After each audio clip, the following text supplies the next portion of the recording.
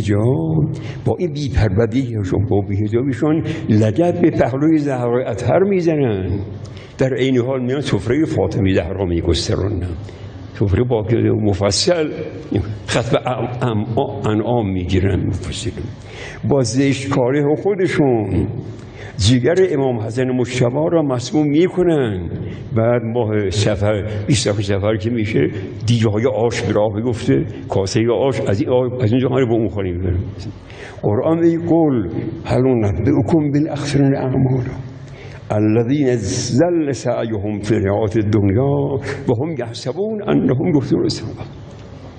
زیانکارترین مردم اون کسانی هستند که راه گم کردن، بیراه افتادن، در عین حال هیچ اعترافی به گمراهی خود نمی کنن، کور راه خودشون را شاهراه می دانن. دسته از این مردم مسلمان ما اینا هستن که اینها اصول زندگی از دست دادن، اصول دیانت از دست دادن، یه سلسله فروع بی اساسی ساختگی جعل کردن به سلیقه به دین نسبت دادن. خاطره برای آدم هست، شاید مثلا 35 سال 40 سال پیش اون وقتی که زنهای مسلمان دیگه عادی بود بی حجابیشون دیگه یه خانم آدم میگفت که یه دختر 18 ساله داشت با سر سینه باز میرفت دبیرستان. دختر 18 ساله با سر سینه باز میرفت.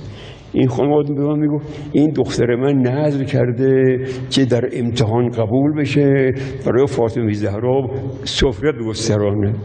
حالا اصلا میخوام بپرسم که این شرایطش چیه، سفره چیه، شرایطش چیه، آدابش چیه؟ گفتم خانم اونجا که من خوندم فاطمه زهرا سفره نداشته اما چادر داشته. اینو مسلم میدارم، سفره نداشته و چادر داشته.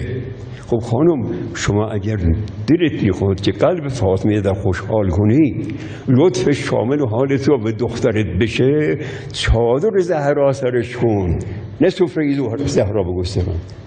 چادر زهرا سرش کن، با بی‌پردگی قلب زهرا رو نسوزانید، لگد به سینه اش نزنید.